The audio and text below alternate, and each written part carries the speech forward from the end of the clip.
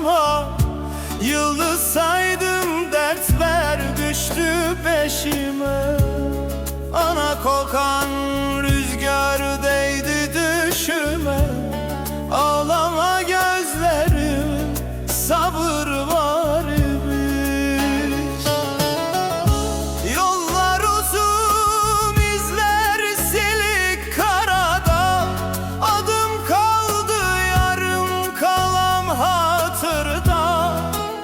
Bir sızı var göğsümün tam ortada. Ağlama gözlerim, sabır var imiş. Dert üstüne dert ekledi bu felek.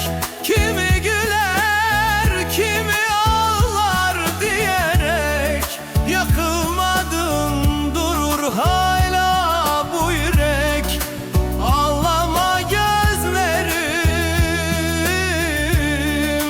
sabır var imiş.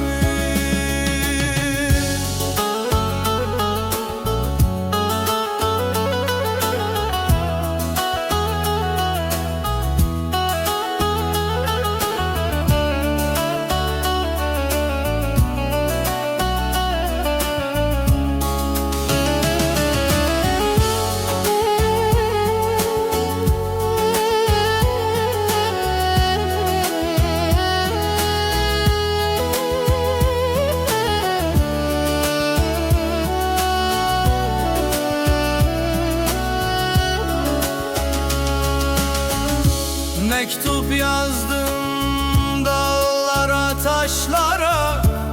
Sesin